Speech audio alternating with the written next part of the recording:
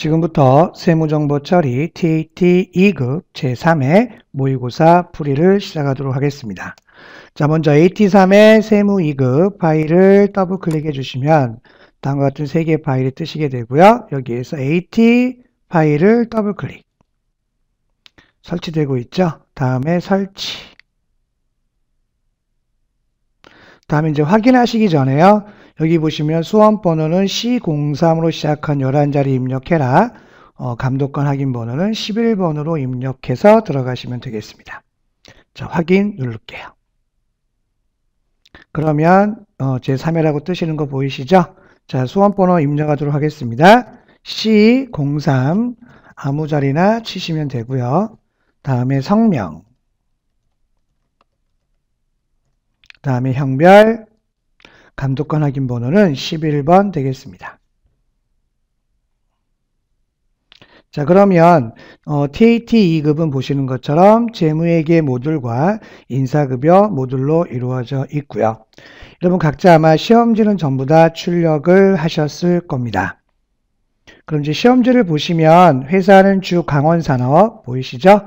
그 다음에 코드는 21번 확인해 주시고요. 그 다음에 회계기간은 제5기로 되어 있습니다. 그 다음에 여러분 실무 수행 시 유의사항이 먼저 나와 있는데요. 부가세 관련 거래는 메인 매출에 입력을 하고 관련이 없는 거래는 일반 전표에 쳐라. 그 다음에 타계정 대체와 관련된 적용은 반드시 입력을 해라. 채권 채무, 특히 주의하실 건 예금 거래죠. 이런 것들은 반드시 거래처 코드를 등록을 하셔야 합니다. 그 다음에 자금 관리 등의 추가 작업이 필요한 경우 지문에 따라서 추가 작업을 하여야 한다. 다음에 보시면 제조 경비는 500번대, 판매비와 관리비는 800번대로 되어 있다. 확인해 주시고요. 그럼 이제 문제 1번부터 보도록 하겠습니다. 문제 1번은 총 전체 전표 입력이라고 되어 있고요. 16점 되어 있네요. 주어진 실무 프로세스에 하여 거래 자료를 입력하라고 되어 있습니다. 먼저 1번 문항을 보시면 적격 증빙에 의해서 간이 영수증 나와 있는 거 보이시죠? 그럼 밑에 보시면 자료 설명부터 먼저 볼게요.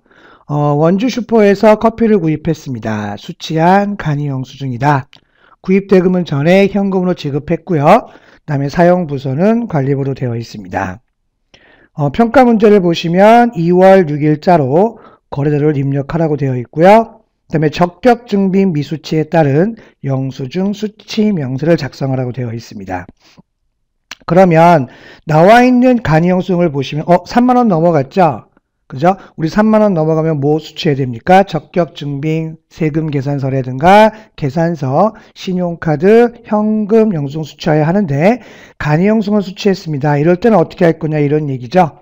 자, 이런 경우에 어떻게 되죠? 비용으로 인정이 되지만 적격 증빙 미수치 가산세를 물으셔야 하며 평가 문제 2번처럼 영수증 수치 명세를 작성하셔야 합니다. 같이 한번 해보도록 하겠습니다. 재무회계를 클릭해 주시고 일반 전표를 클릭하신 다음에 날짜는 2월 6일 치시고요. 뭐 전표는 출금으로 치던 우리 이제 그 사용부서는 관리부로 되어 있으니까 800번대에 복리후생비로 처리하시면 될 것 같습니다. 그래서 저희는 그냥 출금으로 할게요. 출금해서 복리후생비로 처리하겠습니다. 그 다음에 이제 거래처명은 뭐 나와 있으니까 뭐 원주 슈퍼 하시면 되겠죠. 적요 입력은 여러분 답안에 보시면 적요 입력은 되어 있을 거고요. 저희는 빠른 진행을 위해서 적요 입력은 필요한 거 외에는 생략하도록 하겠습니다. 금액은 얼마 치면 되겠습니까? 58,000원. 이와 같이 전표 입력하시면 되겠죠. 자, 그런데 3만원 넘어갔어요. 그죠? 그런데 뭐예요? 적격 증빙 수취하지 않았죠? 자, 이런 경우에는 가산세 대상이 된다. 그래서 밑에 보시는 것처럼 2번에 영수증 수치 명세를 작성해라. 그래서 전체 메뉴를 클릭하셔서 이 거래에 대해서 여기 결산 재무제표 하단에 보시면 영수증 수치 명세 보이시죠? 얘를 작성하셔야 합니다. 자, 거래일자 볼까요? 2013년 2월 6일 되어 있고요. 상호는 원주 슈퍼로 되어 있습니다. 원주 슈퍼. 성명 김명진. 사업장 강원. 원주시 봉산동.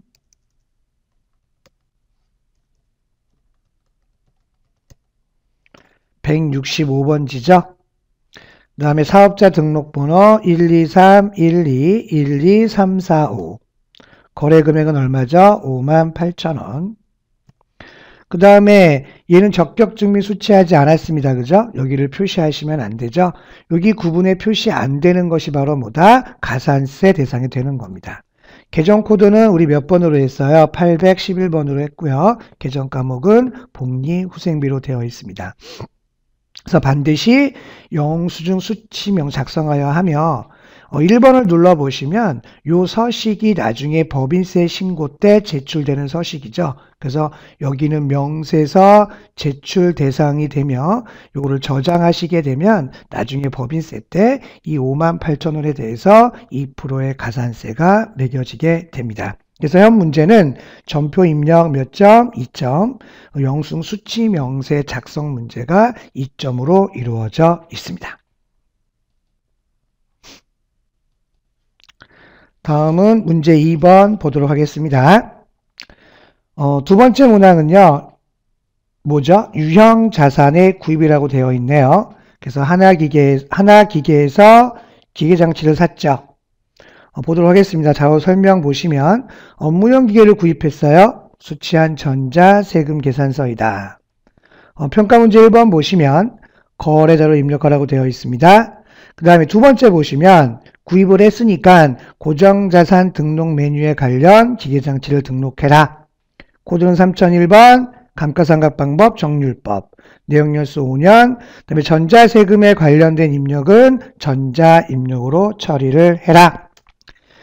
그러면 이제 이거는 뭐죠? 메인 매출 전표가 되겠죠? 일반 전표 꺼주시고 메인 매출 전표를 클릭하신 다음에 날짜는 3월 5일입니다. 매입이고요. 기계 사왔습니다. 그럼 매입세액 공제가 되죠? 유형은 몇 번? 51번. 그 다음 품명은 AD. 그죠? AD. 참고로 여러분들은 품명은 채점사항이 아닙니다. 그러니까 뭐 부담 하시지 않아도 되고요. 여기에 뭐 기계를 쓴다 하더라도 틀리지는 않습니다. 공급가액 얼마죠? 950. 부가세 뜨고요. 자, 코드는 바로 치면 되죠. 하나기계네요. 그래서 하나.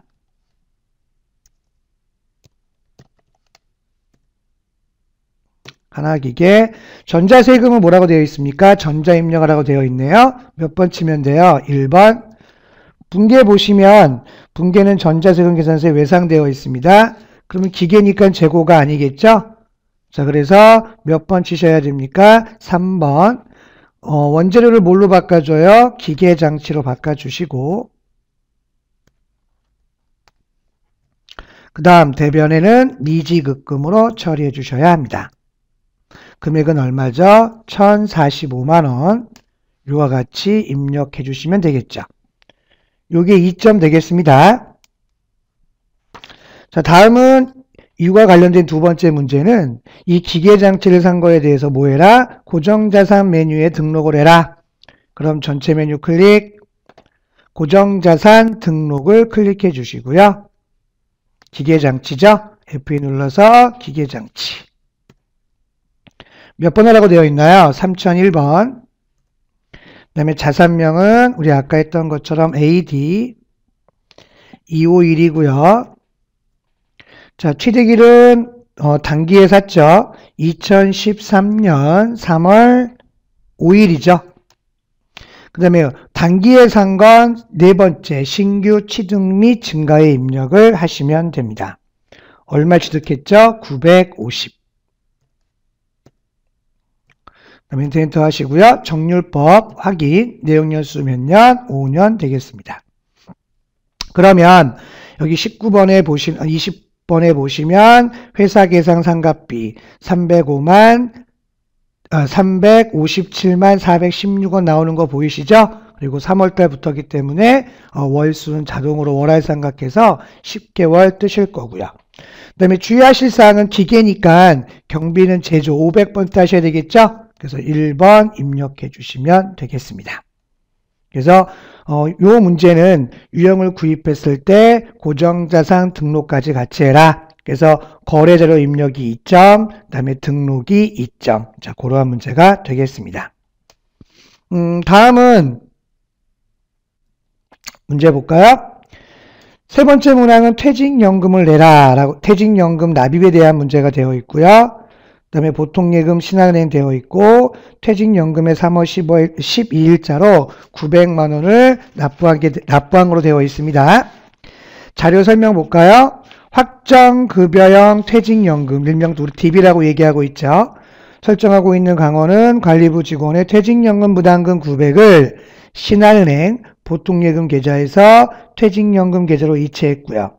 이 부담금 중 1%는 사업비로 충당한다. 그래서 퇴직연금은 두 가지가 있죠. DB, 급여형, 그죠? DC, 뭐라 그래요? 기여형. 그래서 급여형은 뭐라고 처리하나요? 회사가 모든 거 관리하죠. 그래서 퇴직연금, 운용, 자산 처리한 거다.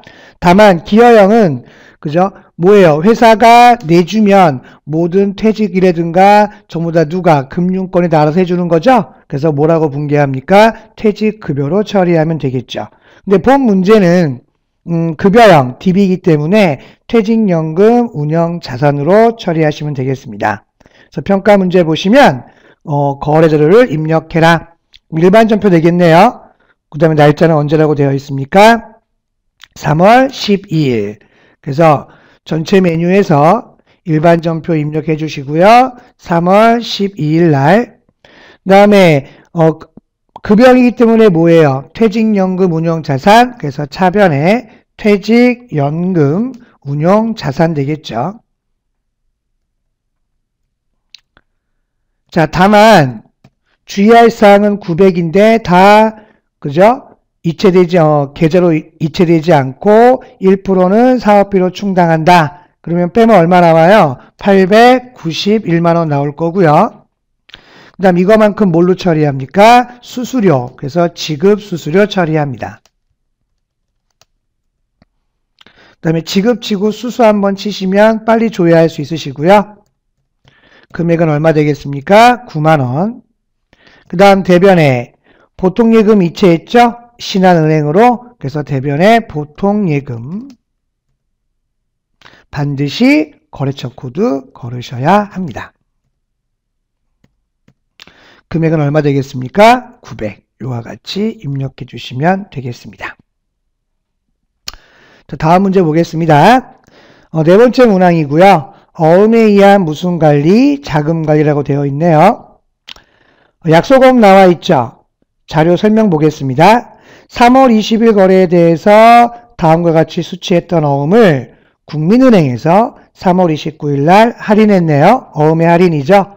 차액 2,845만 2,450원을 국민은행 당좌 계좌로 입금하였다.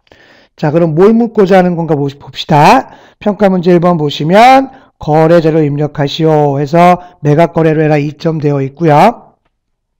두 번째, 자금 관련 정보를 입력하여 받으러옴 현황에 반영해라 라고 2점 되어 있고요. 할인기간은 국민은행 원주 지점이라고 나와 있습니다. 그러면 메인 매출 전표에서 3월 20일 날 거래에 대한 얘기니까 3월 20일을 가보도록 하겠습니다. 그럼 보시는 것처럼 받으러옴, 그죠? 차변에 3천만 원 나와 있는 거 보이시죠? 그리고 적용해서 여기에서 F3에 의해서 자금 관리를 한 거예요. 그럼 보관되어 있고 약속어음, 어음번호 입력했고 발행일, 만기일자 나와 있었다. 그래서 만기된 날짜 6월 20일에 없애주면 될 것인데 얘는 29일 날 뭐 했습니까? 할인했죠? 그러면 요거에 대한 할인이니까 대변에 받으러옴 없애고 그죠? 할인료만큼 뭐라고 처리합니까? 매출, 채권, 처분, 손실 맞습니다. 자, 그럼 입력 한번 해볼까요? 할인 날짜 언제입니까? 3월 29일입니다. 그러면 일반 전표에서 3월 29일. 먼저 어음을 없애는 거 먼저 할게요. 대변에. 그래서 대변에 받으러옴.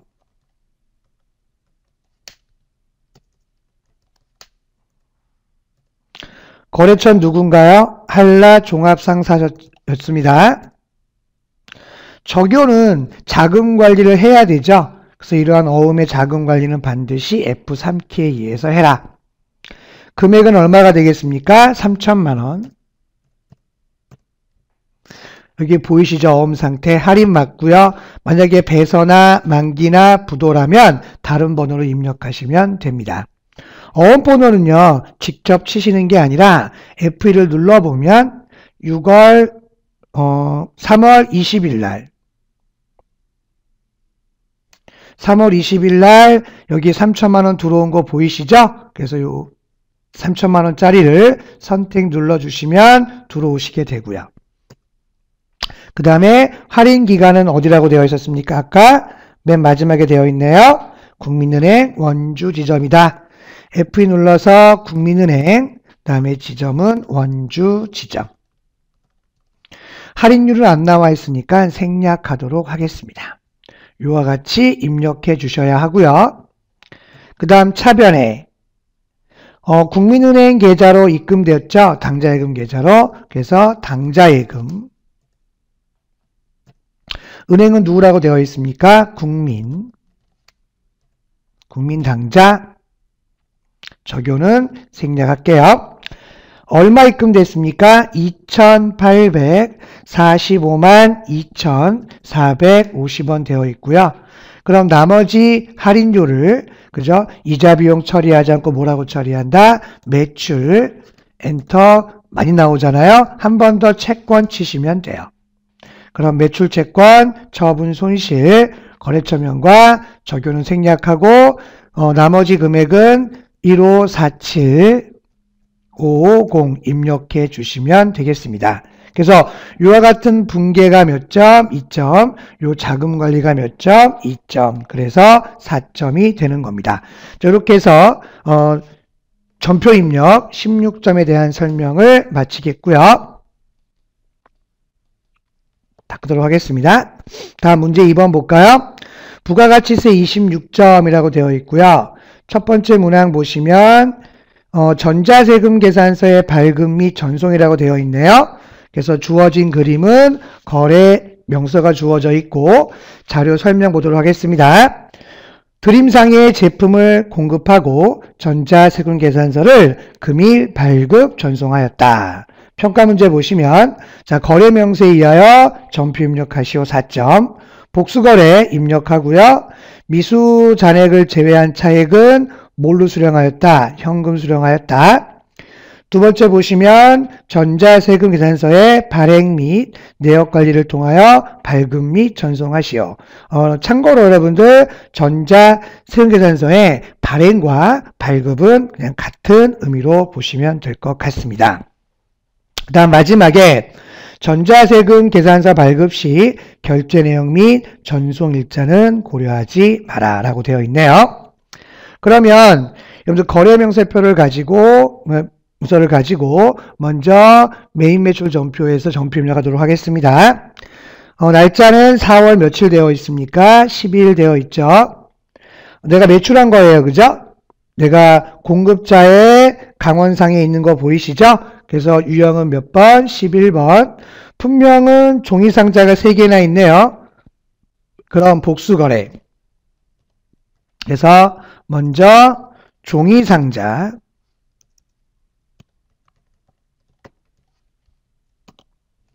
자, A 다시 101. 수량은 몇 개? 50. 단가 얼마입니까? 15,000. 공급가액 뜨시는 거 보이시죠? 그 다음에 두 번째 종이상자. 그래서 여러분들 참고로 복수거래 안 하시면 역시 감점 처리가 됩니다. 105. 수량 50. 단가 18,000원. 다음에 종이상자 세 번째.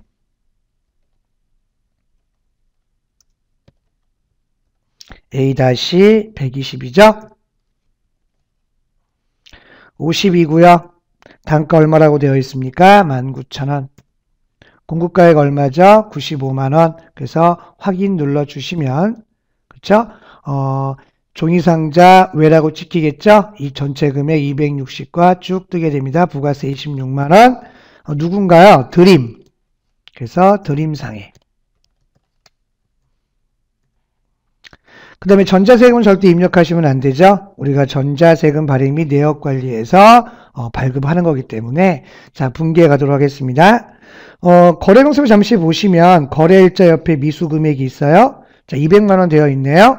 그럼 전체 금액은 286만원인데 아까 평가 문제 보는 것처럼 미수금액을 제외하고 현금 받았다. 그 말은 무슨 얘기예요? 86만원 현금 받고 200은 외상으로 해라 그 말이겠죠? 그래서 3번 혼합 쳐주시고 차변에 현금 받은 건 얼마입니까? 86만원. 다음 차변에 나머지는 외상이라 이 얘기겠죠? 그래서 외상 매출금 얼마입니까? 200만원. 이와 같이 입력해 주시면 되고요. 그럼 얘를 전자세금 발행 및 내역관리에서 전자세금을 발급하라고 했으니까 자 전체 메뉴 날짜는 4월 12일이죠. 전체 메뉴 가셔서 전자세금 계산서 발행 및 내역관리 들어갑니다. 클릭해 주시고요. 날짜는 4월 12일부터 4월 12일까지 엔터해 주시면 좀 전에 입력했던 금액 나오는 거 보이시죠? 그래서 체크해 주시고 그 다음에 위에 있는 메뉴 중에서 전자발행 클릭해 주시고요. 여기서 전자세금 계산서 발행을 클릭하셔야 합니다. 그럼 아이디와 비밀번호 확인해 주시면 되고요. 그러면 이렇게 발행할 거냐고 묻죠? 그럼 뭐 누르면 돼요? 발행 눌러주시면 되겠습니다. 그러면 나오죠? 발행 요청 건수 총 한 건 중 한 건이 발행되었습니다. 뭐 하시면 돼요? 확인 눌러주시고 이에 대해서 이제 무슨 문제? 전송 문제. 그래서 만든 게 있어서 여기 보시면 아카데미 전자세금 계산서 자 클릭해 주시면 그죠? 빌365 창 뜨고요. 로그인 눌러주시면 이와 같은 창이 뜨게 됩니다. 그 다음에 현재 미전송되어 있죠? 체크하시고 매출 조회 눌러주시면 되고요. 참고로 여기에 대금 결제 부분은 채점상은 아니니까 무시하셔도 됩니다. 현금 중개 86만원이죠? 전이 입력한다면 86만원 그리고 엔터 하시면 외상되어 있고요. 청구되어 있습니다. 자, 이 상태에서 뭐 해주시면 돼요? 발행 키 눌러주시면 한 번 더 하시면 됩니다. 혹시 그런 메시지 뜨시면 자 확인 눌러주시고요. 확인 눌러주겠습니다. 그 다음에 완벽히 전송됐는지 여기 클릭하셔서 매출 조회 눌러주시면 전송 성공 쭉 나오는 거 보이실 겁니다. 그래서 이 창을 끄신 다음에 아까 여기에 발행 대상 확인 요청 되어 있었잖아요. 이를 조회 누르시면 이렇게 전송 성공 확인 요청이 뜨셔야만 여러분 4점 맞을 수 있으시고요. 그 다음에 이제 메인 매출 전표에 가셔서 여기 조회 키를 한번 눌러 보시면 이 전자세금에 보시는 것처럼 전자 발행으로 표시가 됩니다. 우리 전자세금 발행 및 내역관리 문제는 매번 출제가 되니까 꼭 잊지 마시고 연습해 주시기 부탁을 하겠습니다. 자, 다음 두 번째 문항 갈까요? 두 번째 문항은 의제매입세 공제 신고 작성에서 계산서 나와 있고요. 그 다음에 임산물 공급 계약서. 주의할 사항은 뭐예요? 비사업자와의 거래라고 되어 있죠. 밑에 보시면 자료 설명 오도록 하겠습니다. 나무를 구입하여 종이를 제조하는 강원산업의 원재료 매입 내역이다. 1번 원재료 서양나무 100그루를 구입하고 계산서 수취했고 두 번째 원재료 뿅나무를 50그루 구입하고요. 개인과 계약한 계약서 내역입니다. 그럼 평가 문제 볼까요? 자료 1번과 2번의 거래를 메인 매출 전표에 입력해라. 의제 매입세액 신고서에 자동 반영되도록 적요 선택해라. 되게 중요한 거죠. 그래서 적요 선택을 해야만, 그죠? 의제 매입세액 공제 신고서에 반영이 되고요. 그 다음에 제1기확정 신고기간에 의제 매입세액 공제 신고서를 작성해라. 1점. 그 다음에 의제 매입세액과 관련된 회계 처리를 일반 전표에 입력하시고요. 부가가치세는 부가가치세 대급금으로 회계 처리하고, 그 다음에 원재료에 대해서는 적요 선택, 타계정 대체 선택하라. 그걸 주의하시면 되겠습니다. 자, 한번 해보도록 할까요? 자, 먼저 자료 1번은 나무에 대한 사업자와의 나무 구입에 대한 사업자와의 거래이기 때문에 계산서죠. 자, 메인 매출 전표에 날짜는 며칠? 7월 5일로 되어 있습니다. 그 다음에 계산서니까 면세고요. 그럼 몇 번 되겠습니까? 구입이죠. 53번. 품명은 무슨 나무? 서양나무. 수량 100. 단가 얼마죠? 35만. 그럼 공급가에 뜹니다. 거래처는 누구죠? 나무나라. 그 다음에 전자세금은 계산서와 관련 없는 걸로 보도록 하겠습니다. 다음 분계는 현금도 있고 외상도 있네요. 그죠? 그러면 3번 혼합. 원재료 맞죠? 근데 주의할 사항은 이거예요. 원재료에서 의제매입세액 공제 신고서로 가기 위해서는 반드시 F 눌렀습니다. 6번 의제매입세액 원재료 차감을 선택을 하셔야만 의제매입세액 공제 신고서에 반영이 됩니다. 잊지 말아 주시고요. 그 다음 대변에 현금 있네요. 현금은 얼마입니까? 그쵸? 300. 그 다음에 대변에 나머지는 외상 매입금. 그렇죠? 얼마죠? 3,200만원. 이와 같이 입력해 주시면 되고요. 다음은 임산물, 임산물 공급 계약서에 보시면 이번 이제 비사업자의 거래라고 되어 있죠? 그래서 얘도 메인 매출 전표에 쳐라. 왜냐하면 그 비사업자의 거래 의제 매입 공제 신고서에 반드시 품명과 수량이 나와야 되거든요. 일반 전표에 치면 품명과 수량이 나오지 않겠죠. 그래서 메인 매출 전표에 치시는 게 훨씬 더 편안하게 입력할 수 있습니다. 자, 그러면 날짜는 7월 31일이겠네요. 그래서 7월 31일. 그 다음에 뭐예요? 비사업자와의 거래죠? 그러면 유형은 뭘로 합니까? 그쵸. 기억하셨나요, 혹시? 그렇죠. 60번 면건이 되겠습니다. 품명은 뽕나무. 우리 참고로 일반 전표는요, 품명 수량 치는 날이 없잖아요. 50, 단가 생략, 공급가액 얼마? 2천만원 입력해 주시면 되고요. 거래처는 김임엽. 그 다음에 전자세금 아니죠? 그 다음에 분계 공급계약서 세 번째 보시면 대금 지급 조건, 공급 시기 해당 월 다음 달에 10일이니까 외상이란 얘기겠네요. 그러면 원재료에 대한 외상이니까 그죠? 2번 치시면 되겠죠. 다만 얘가 어디에 의제매입세 공제 신고서에 자동 반영되도록 적요해서 F2 눌러서 몇 번? 6번을 반드시 선택해라. 다시 한번 주의해 주시면 되겠습니다. 이와 같이 입력이 끝나셨으면 끌게요. 이제 부가가치세 첫 번째 가시면 의제매입세 공제 신고서 보이시죠? 얘를 클릭해 보도록 하겠습니다. 그러면 지금 7월이니까 그죠? 이익이 예정이 되겠네요. 엔터 하겠습니다. 그럼 보시는 것처럼 김임엽 오시죠? 나무나라 보입니다. 근데 김임엽을 메인 매출 전표에 치면 보시는 것처럼 품명과 수량이 들어온다.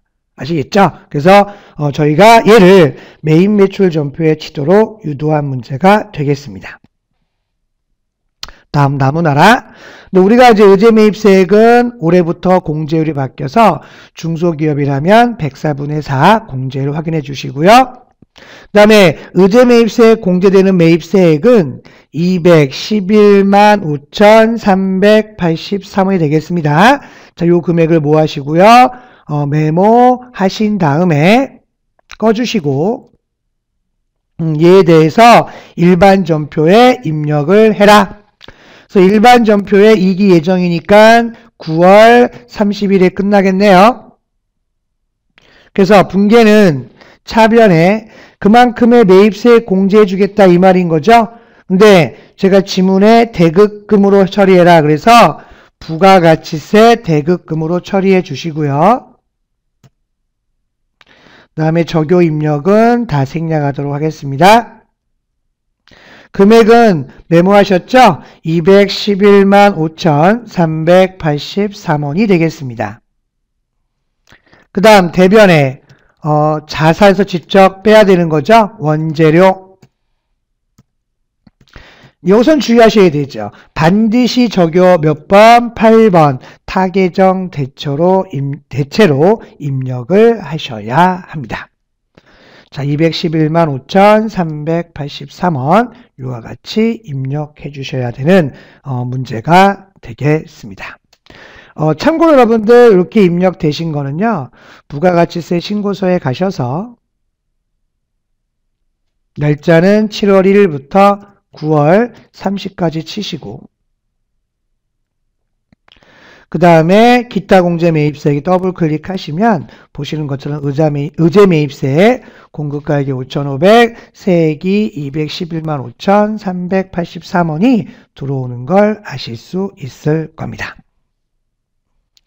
자, 이렇게 해서 의제 매입세액에 대한 얘기를 마치도록 하겠습니다.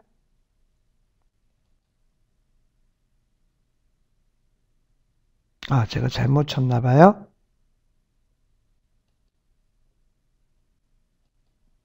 그렇죠? 예.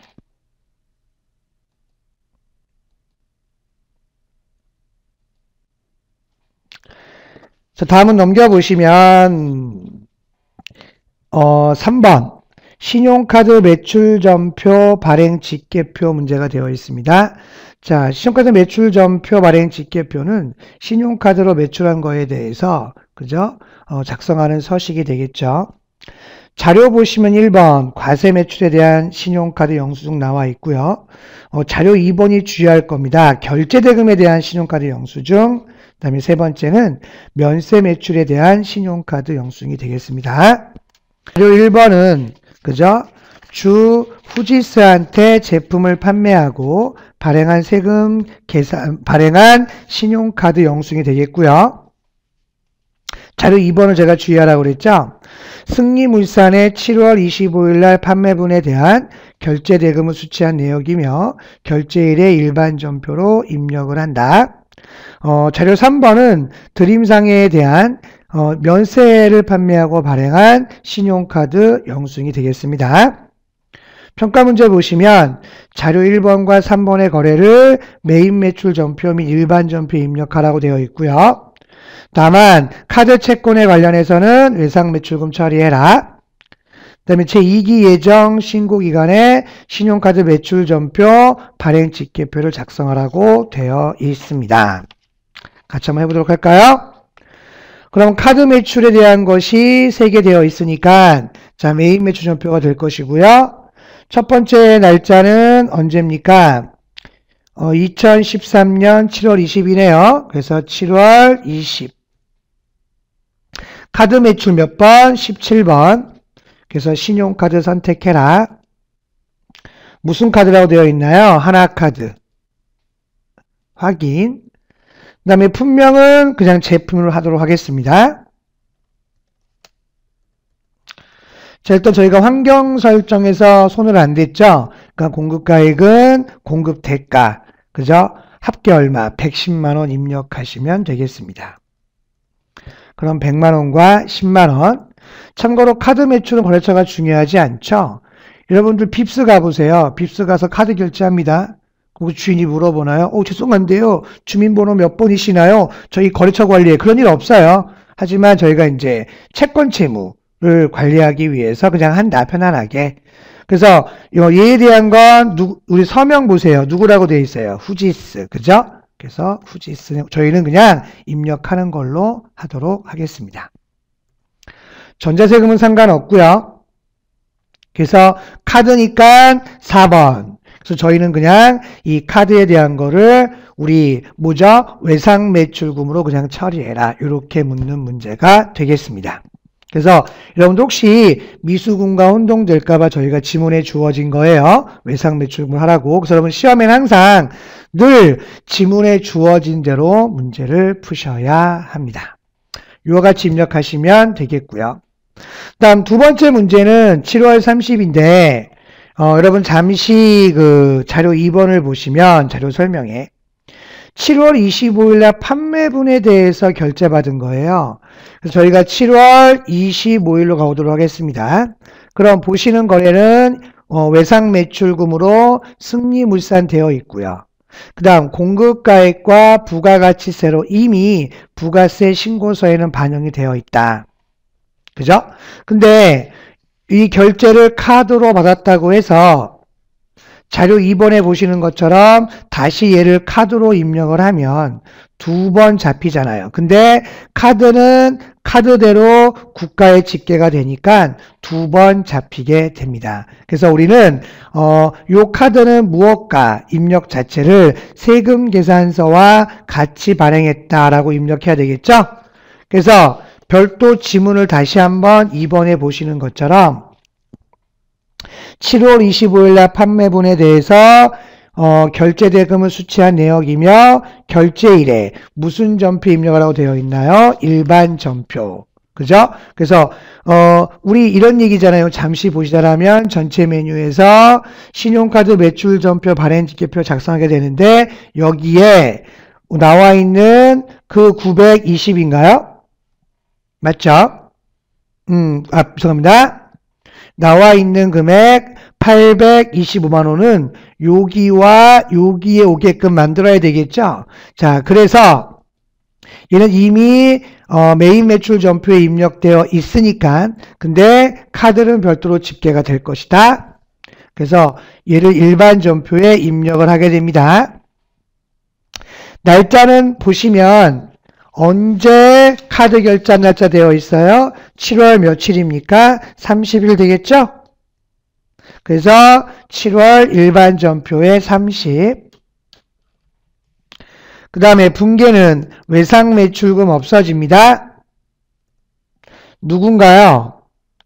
그죠? 드림인가요? 승리물산인가요? 다시 할게요. 누군가요? 승리물산 되어 있죠? 그래서 승리물산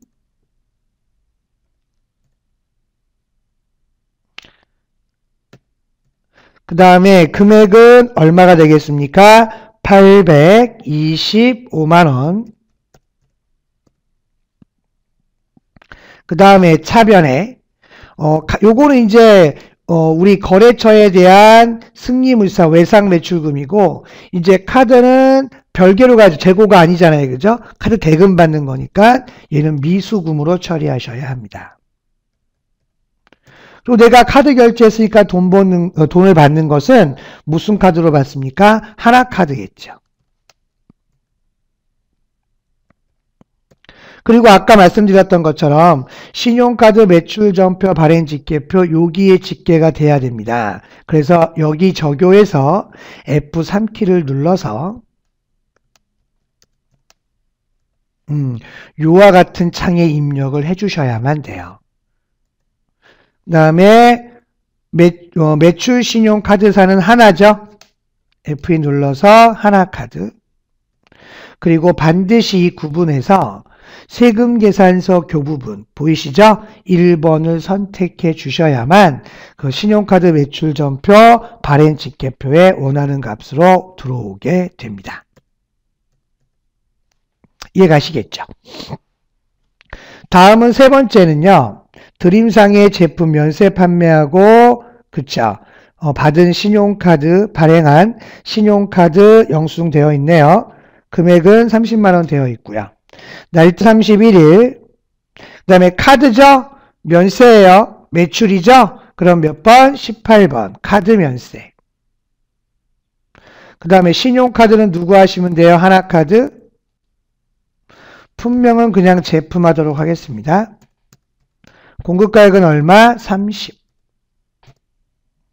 거래처는 누구라고 되어 있나요? 드림.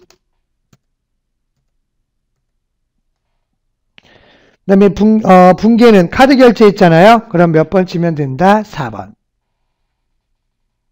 그럼 외상 매출금과 제품 매출. 참고로 요 분계도 외상이니까 그죠? 2번 외상 치고 여기에서 다시 눌러서 하나카드 하셔도 됩니다. 되셨죠? 그 다음 마지막으로요. 신용카드 매출전표, 발행 집계표. 날짜는 7월달에 입력을 했으니까 그죠? 7월부터 9월까지 자 불러오게 하겠습니다. 그러면 보시는 것처럼 요 935만원은 그죠? 자료 보시면 과세 매출에 대한 거 자료 1번에 110만원과 자료 2번에 820원에서 그 금액이 오게 되고요. 자료 3번의 면세 매출은 여기에 오게 됩니다.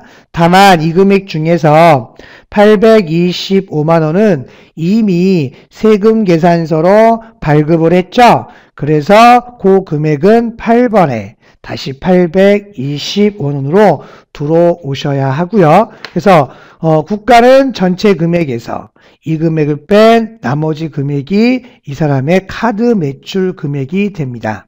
그래서 일단은 과세 매출로만 보면 935에서 825를 뺀 나머지 금액, 그래서 요 금액이 부가가치세 신고서 7월부터 9월이겠죠?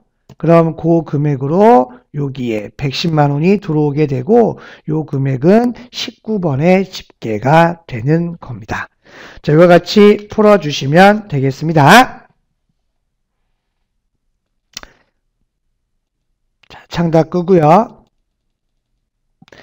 다음 문제 3번 결산이죠.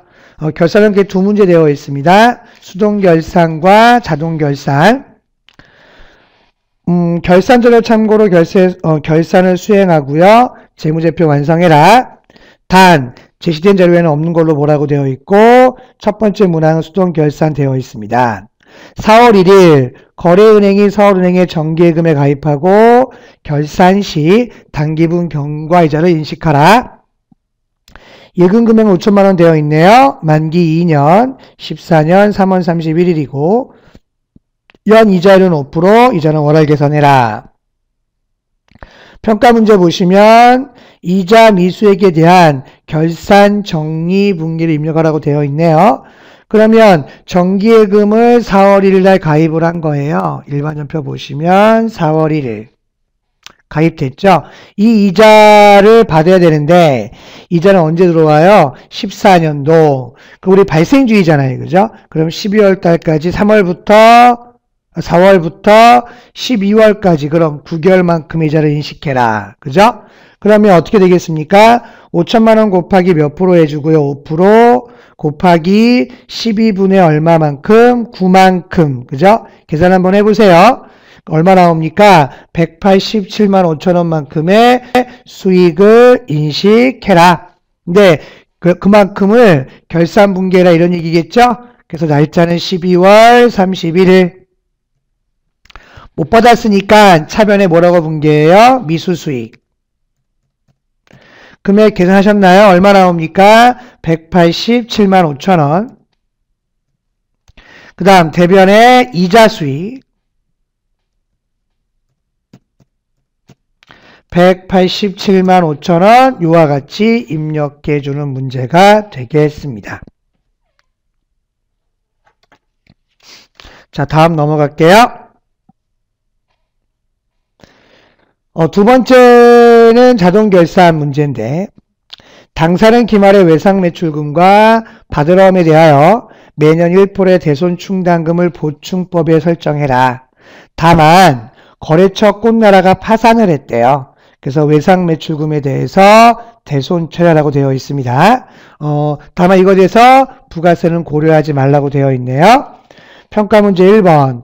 대손 처리와 관련된 회계 처리를 12월 31일 날 해라.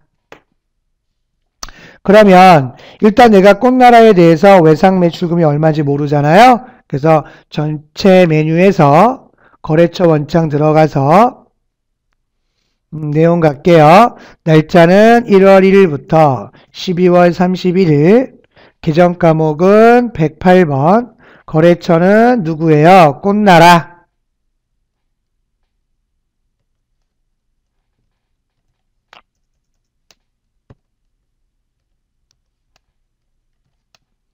자, 클릭하시면 125번 되어 있네요. 자, 엔터 하시면, 7월 28일 날 얼마가 되어 있다? 385만 원이 되어 있습니다. 그럼 이거만큼을 뭐예요? 더블 클릭해 보시면, 이거의 분계가 외상 매출금 되어 있는데 못 받게 됐다. 다만 제가 부가세는 고려하지 말라고 그랬죠? 이거에 대한 대손 분계를 언제 하라고 말씀드렸나요? 12월 31일 날 해라. 그러면 일반 전표에서 12월 31일 대변에 외상 매출금 없애라 이 말이겠죠? 125번 꽃나라. 그 다음에 금액은 얼마 나옵니까? 385만원. 그 다음 차변에 대손 처리하기 전에 충당금이 있으면 먼저 빼야 되겠죠? 그래서 시산표를 들어가 보겠습니다. 그러면 12월 달 들어가시면 시산표에 당연히 저희가 대변만 입력했으니까 차액은 뜨겠죠. 얼마 있다고 되어 있나요? 15만 원이 있구나. 그럼 충당금을 먼저 상기해야 되겠죠. 그래서 일반 전표에서 차변에 대손 충당금 109번 얼마죠? 15만 원 먼저 상계시키고 나머지를 대변에 대손, 그렇죠. 상각비로 처리하시면 됩니다. 그래서 대손 처리하시고 상각 한 번 더 치시면 바로 뜨겠죠. 그러면 나머지 금액 얼마 치면 되겠습니까? 370만원. 요와 같이 입력하시면 되겠습니다. 요거 입력을 하신 다음에 대손 설정을 하셔야 되겠죠. 왜냐하면 이거만큼은 그죠. 상계한 금액으로 매출 채권에 대해서 대손을 설정하셔야 합니다. 그럼 다시 한번 시산표를 클릭하셔서요. 조회를 눌러주시면 충당금 금액이 그만큼 줄어 있는 걸 알게 되고 다음에 외상 매출금 금액이 줄어 있는 걸 알게 되고 충당금도 상계했으니까 당연히 잔액은 없어지겠죠. 요 금액에 대해서 몇 프로 해라? 1% 해라. 1%하면 얼마 나옵니까? 875만 4,416원. 충당금 잔액은 없죠. 그 금액 그대로 하시면 되고요. 그 다음에 받으러움에 대해서는 그죠? 1% 하면 얼마 나옵니까? 117만원. 근데 충당금이 얼마가 있어요? 잔액이 17만원 있으니까 빼면 100만원만 하면 되는 거구나. 그죠? 그래서 평가 두 번째 보시면 대손 설정 관련하여 자동 결산 메뉴를 이용하여 결산을 완료하라고 되어 있습니다. 그러면 전체 메뉴에서 결산 자료 입력을 클릭하시고요. 1월부터 12월 입력해 주시고 대손 쭉 내리시면 있겠죠. 여기 있네요. 외상 매출금에 얼마 입력하시면 돼요? 875만 4,416원 입력해 주시면 되고 받으러움은 100만원 입력하시면 됩니다. 다만 이 분계가 자동으로 그쵸? 가서 이루어져야 하기 때문에 반드시 추가 버튼을 누르셔서 결산 분계를 일반 전표에 추가하셔야 합니다. 그래서 여기까지 해주시면 되겠습니다. 뭐 그 위에 그 다음으로 뭐 제조원가 요거는 지문에 없기 때문에 여러분들 뭐 잉여금 문제가 아니라면 굳이 결산 순서를 진행하실 필요는 없습니다. 여기까지 해서요. 여러분들 재무가 마무리가 됐고요. 다음 문제 4번 인사급여 30점 문제가 되겠습니다. 인사급여 관련 실무 프로세스를 수행하시라고 되어 있고요. 첫 번째 문항을 보시면 사원 등록, 등본 주어져 있네요. 자료 설명 오도록 하겠습니다. 사무직 황향순은 한양순의 주민등록표이고요. 배우자와 이혼했습니다. 자녀를 부양하고 있네요. 그래서 등본에는 배우자가 없는 거고요. 입사 관련 자료, 입사일은 2013년 10월 1일 날 했다. 사회보험 보수월액은 150, 인적 공제는 최대한 세 부담을 최소화하는 방향으로 해라. 평가 문제 볼까요? 사원 등록 메뉴에 황향순의 사원 등록 및 부양가족 명세를 작성하라고 되어 있습니다. 인사급여 모듈 글 들어가시고요. 제일 먼저 사원 등록 메뉴를 클릭하시면 되겠습니다. 이승기 지우시면 안 돼요. 밑에다가 2001번 누구 치시면 되겠습니까? 황향순. 내국인 맞죠? 주민번호 등본 보시고 치면 돼요. 781111 그죠? 그 다음에 22220 이와 같이 입력하시면 되고요. 입사일은 2013년 10월 1일 엔터. 그 다음에 사회보험 뭐 급여 구분은 입력 상관없으시고요. 산재 들어가고 그 다음에 국민연금 보수월액은 얼마로 해라? 150 잘못 쳤죠? 건강보험 150 고용보험 150 이와 같이 입력해 주시면 되겠습니다. 뭐 생산직은 아니고요. 그 다음에 주소는 어딘가요? 등본에 보시면 원주시 개운동 되어 있네요. 뭐 여기 위에 있는 것이어도 되고요. 밑에 보시면 현대아파트 있죠? 뭐 하셔도 됩니다. 우편 번호는 채점사항은 아닙니다. 그 다음에 나머지 주소는 114동 508호 이렇게 입력해 주시면 되고요. 그 다음에 이제 부양가족 입력하셔야 되겠죠. 먼저 본인에 대한 얘기는 나중에 마지막으로 하겠습니다. 본인 빼고요. 조영미와 조영진이가 있네요. 그러면 전부 20세 이하죠? 계산해 보시면 2013년 기준이니까 20세는 뭐예요? 1993년 그죠? 1월 1일 이후 출생자를 얘기합니다. 자, 다음은 그죠? 자의 조영미와 조영진이가 있죠? 그럼 직계 비속이네요. 몇 번? 4번. 20세 이하 맞으시고요. 자, 조영미 주민번호 0 그죠? 4 8 이와 같이 다음에 다자녀 20세가 한 명 체크되는 건 그죠? 다자녀는 2명이 돼야만 기본으로 100만원 공제가 되잖아요. 한 명 체크되는 건 아무런 문제가 없습니다. 다음도 역시 직계 비속 몇 번 되겠습니까? 4번. 성명은 조영진. 자, 주민번호는 070 4023 453. 그러면 20세 하니까 이때는 해야 되겠죠? 다자녀 체크하셔도 됩니다. 그 다음에 자녀에 대한 거 해주시고요. 그 다음에 이제 본인이 세대주잖아요. 그리고 중요한 건 황향수는 뭐 여성이라는 거죠. 그래서 부양가족이 있기 때문에 그죠?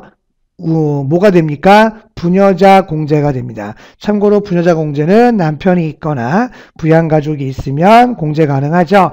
그런데 오래 생긴 게 뭐예요? 한부모죠, 한부모. 다만 부녀자와 한부모는 동시에 가능하지는 않습니다. 참고로 부녀자는 50만 원이고요. 한부모는 100만 원이에요. 그럼 어떤 게 더 세부담이 유리하겠습니까? 한부모겠죠? 그래서 한부모에만 체크해 주시면 되겠습니다. 참고로 체크는 1번 표시해 주면 되겠습니다. 이와 같이 하는 문제가 되겠습니다. 다음 넘어가겠습니다. 다음은 수당 및 공제 등록 문제가 되겠습니다. 자료 설명 볼까요? 급여 지급을 위한 수당 등록을 설정하여 급여 입력 시 반영하고자 한다. 소득세법상 비과세 소득의 설정을 검토하며 설정된 사항은 급여 자료에는 반영하지 마라. 평가 문제. 급여 자료 입력 메뉴에서 수당 등록을 설정하라고 되어 있네요. 그러면 급여 자료 입력 메뉴를 클릭하시고요. 위에 있는 수당 공제를 클릭을 합니다. 여기다가 입력하라 이 말 되겠죠? 먼저 기본급과 상여는 그냥 그대로 써라. 밑에 보시면 뭐부터 하시면 돼요? 자가운전 보조금. 그럼 과세일 거냐 비과세일 거냐? 종업원의 소유 차량 회사 업무 사용 시 매월 고정비로 지급하고 있으며 시내 출장 관련하여 별도의 차량 유제를 지급받고 있지 않죠? 그럼 전부 다 비과세 요건을 갖췄네요. 본인의 소유 차량을 회사 업무에 사용하고 그쵸? 경비를 받으면 안 되겠죠? 비과세가 됩니다. 몇 번? 2번 선택하시면 되고요. 그럼 비과세 유형은 3번 자가운 선택하시면 됩니다. 참고로 이 월정은 여러분들이 시험은 아닌데요. 이건 이제 생산직 월정액을 체크하는 거고요. 참고로 자가운전 보조금 비과세이지만 실비 변상이 아니기 때문에 월정에는 체크하지 않습니다. 0번 치시면 돼요. 다음은 근속수당. 우리 비과세는 없는 얘기죠. 그죠? 그러면 과세가 되겠습니다. 근속연수에 따라서 차등으로 지급하고 있다. 그래서 1번 과세, 1번 급여로 선택하시면 되겠습니다.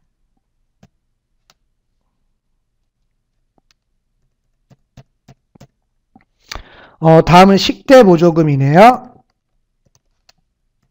그리고 비과세가 되기 위해서, 그죠? 회사 밥 주면 안 되고요. 그죠? 그 다음에 매월 주는 돈에 대해서 월 10만원까지만 비과세가 되는 거죠. 매월 고정조 지급하고 있으며 중식을 군의 식당에서 식사 주고 있네요. 그럼 얘는 비과세다 과세다? 과세로 하셔야 합니다. 급여가 되겠죠? 월정급여 되고요. 그 다음에 뭐 있습니까? 보육수당. 자, 6세 이하의 자녀에 대해서 10만원까지, 그죠? 비과세 되는 거죠? 요건 되나 봅시다. 6세 이하의 자녀가 있는 경우 자녀 보육비로 매월 고정비로 지급하고 있다. 이상 없네요. 두 번째 비과세. 자, 유형 선택해라. 7번 뭐가 되겠습니까? 육아수당이 되겠습니다. 역시 월정 들어가고요. 다음에는 국외 근로수당입니다. 국외 근로 비과세죠. 일반 국외 근로 얼마? 100만원 비과세. 원양, 해외 건설은 300만원까지 비과세입니다. 자, 일부 근로자가 중국에 파견되어 있으니까, 그죠? 비과세 유형은 선택을 잘 하셔야 돼요. 일반 비과세는 9번 하시는 거고요. 원양과 해외 건설은 10번 하시면 되겠습니다. 근데 우리는 그냥 일반적인 중국이니까 일반 비과세죠. 9번을 선택하셔야만 합니다. 월정 포함되고요. 다음 마지막으로 직책수당. 비과세 요건에 없는 거죠. 그래서 과세 1번 선택하시고 급여 선택하시면 되겠습니다. 자, 이와 같이 수당 설정을 하는 문제가 되겠습니다. 확인. 첫 번째 문항 연말정산 자료 입력이라고 되어 있네요. 그래서 이승기에 대한 부양가족 주어지고 간소화 서비스가 주어져 있는 그런 문제가 되겠습니다. 그래서 부양 그 자료 1번에 보시면 부양가족 현황은 다음과 같아서 이승기, 정수지, 이월영 되어 있네요. 그 다음에 이제 자료 2번에 보면 간소화 서비스가 쭉 나와 있고요. 우리 마지막에 있는 자료 설명을 먼저 볼까요? 피셨죠? 자, 사무직 이승기의 연말 정산을 위한 국세청 자료 제공이라고 되어 있습니다. 1번 사원 등록의 부양가족 현황은 사전에 입력되어 있다. 자, 이 말은 사원 등록에 가보시면 이승기의 부양가족 현황이 이미 등록되어 있다 이 소리예요. 그 다음에 부양가족은 이승기와 생계를 같이 한다. 세 번째, 배우자 정수지는 이자 소득이 얼마 있다? 1,000만원. 참고 올해부터 바뀌었죠. 금융소득이 2,000만원 이하의 경우에 무슨 과세? 분리과세. 근데 1,000만원이잖아요. 그죠? 그러면 무슨 과세다? 분리과세다. 그럼 분리과세 하면 소득이 없는 걸로 봐서 배우자 공제 가능하다. 그래서 결론, 사원 등록은 손댈 거 없죠. 2012년 6월 14일에 가입되었다. 그래서 2000년 12월 31일까지는 개인연금 저축이었고 2001년 1월 1일부터는 연금 저축이죠. 근데 2001년 1월 이후니까 연금 저축란에 입력해 주시면 되는 문제 그렇게 하시면 되겠습니다. 그럼 이제 이승기의 부양가족 보셨고요. 본인 이상 없이 공제되고요. 배우자 공제가 되고요. 그 다음에 아버지는 장애인과 경로에 해당됩니다. 마지막으로 평가 문제 보시면 연말정산 입력 메뉴를 이용하여 연말정산을 완성하시오. 정산 명세만하라고 되어 있죠. 그러면 인사관리에 연말정산 자료 입력에다가만 입력하시면 되겠습니다. 자, 이미 이승기는 불러왔고요. 자료 보시고 입력하시면 돼요. 자, 앞으로 오셔서 자료 2번에 보시면 이승기 사원의 국세청 간소화 자료는 다음과 같다. 그래서 먼저 뭐 나와 있어요? 보험료 나와 있네요. 자, 계약자 인적사항 이승기 되어 있고 이승기의 보장성 얼마? 90 가능하죠. 장애인 누굽니까? 아버지네요. 이승기가 보장성과 장애인이 있다면 선택하는 거죠. 하지만 본인과 아버지가 다르기 때문에 각각 100만원씩 공제 가능합니다. 자, 그러면 정산 명세에서 먼저 이승기의 보장성 보험 90만원 입력하는 거 34번 보험료에서 다 보장성 보험에 90만원 치면 자 90만원 한도로 공제 가능하겠죠. 그 다음 아버지는 뭐예요? 장애인이죠. 그러면 장애인 중에 클릭을 하셔서 얼마? 120만원. 그러면 공제 한도가 얼마입니까? 납입금 100만원 한도겠죠? 그래서 확인 눌러주시면 자동으로 100만원 공제가 됩니다. 자, 보험료는 요와 같이 입력해 주시면 되겠고요. 다음은 의료비 공제입니다. 아버지에 대한 2월형 공제가 되어 있고요. 자, 아버지는 65세 이상과 장애인이 체크되어 있죠. 먼저 장애인 의료비 850 공제 가능합니다. 한의원에 대한 보약 가능한가요? 공제 안 되죠. 그래서 보약은 공제하시면 안 되고요. 그래서 의료비에 본인과 65세 이상자 장애인 의료비는 전액 공제가 되죠. 그래서 아버지는 65세에 넣던 장애인 넣던 상관은 없습니다. 저는 그냥 65세 이상자에 850만원 입력을 할게요. 그러면 공제 대상 금액 706만원이 나오게 됩니다.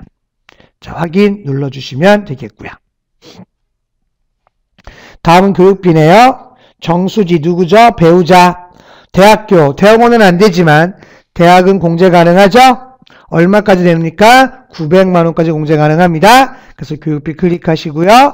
자, 배우자의 대학생이죠. 몇 번? 2번.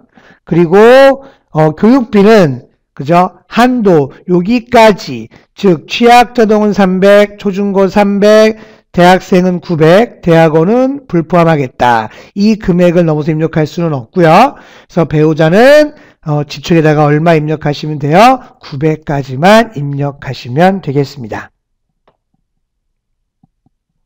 다음에 확인. 다음은 기부금입니다. 기부금은 이승기 대한기부금, 정당 후원의 정치자금이네요. 자, 정치자금은 10만원까지는 무슨 공제? 그렇죠. 세액공제. 나머지 금액이 법정기부금 되겠습니다. 참고로 정당 후원의 부분 본인만 되고요. 그죠? 또 뭐 안 되죠? 2월 공제는 안 됩니다. 자, 그러면 기부금 공제에 들어가실게요. 그래서 기부금 공제 보시면 38번 나와 있는 거 보이시죠? 클릭해서 정치자금 기부금 단 10만원만큼은 세액공제니까 10만원을 뺀 나머지 60만원 된 거 보시죠? 보이시죠? 그래서 얼마 입력해라? 50만원 입력하셔야 합니다. 그 다음에 확인 눌러주시고요. 그럼 10만원만큼 어떻게 하셔야 돼요? 세액공제죠? 그러면 세액공제는 여기 보시면 59번 보이시나요? 기부정치자금 여기를 클릭하셔서요. 여기다가 10만원 입력을 해주시면 그죠? 보시는 것처럼 공제대산 금액이 나오게 됩니다. 다음 넘어갈게요. 연금저축이네요. 이승기의 본인에 대한 거 공제 가능합니다. 240만원 되어 있고요. 다만 여기 있는 개인연금저축은 아까 말씀드렸지만 그쵸? 2000년 12월 30일 이전 가입분이 개인연금저축이고요. 그 이유는 뭐라고 그랬어요? 연금저축. 참고로 연금저축은 소득세법으로 바뀌었죠? 그래서 여기에 보시면 33번 요 밑에 연금저축 여기에 있습니다. 그래서 연금저축이니까 몇 번 선택하셔야 돼요? 3번. 금융기관을 F2 눌러보면 주식회사 하나은행 계좌번호 7854152047 불이익금액은 400의 한도죠? 240만원 전액 공제 가능합니다. 그래서 확인 눌러보시면 그렇죠. 공제 대상 금액이 들어오게 되고요. 다음은 현금 영수증과 신용카드입니다. 이승기에 대한 현금 영수증 공제 가능하고요. 배우자에 대한 나이 제한은 없어요. 그죠? 다만 소득에는 제한이 있고요. 신용카드는 누가 안 될까요? 형제자매 안 되죠. 수지는 배우자니까 소득이 없고 기본 공제되기 때문에 공제 가능합니다. 그래서 신용카드 등에 클릭해 주시면 여기다가 입력해 주시면 되겠죠. 신용카드가 먼저 위에 있으니까 정수지 먼저 볼게요. 그래서 신용카드는 497만원과 526만원 있어요. 근데 그걸 나눴죠. 843만원은 신용카드라 그 얘기고요. 그 다음에 대중교통에 대해서는 180만원, 전체 금액은 1023만원이다. 그러면 신용카드 금액에는 얼마만 입력하셔야 돼요? 843만원만 입력합니다. 그리고 대중교통 금액은 얼마라고 되어 있어요? 180, 여기다가 180만원 치겠죠? 자, 그러면 1023만원 전체 금액 나오게 되고요.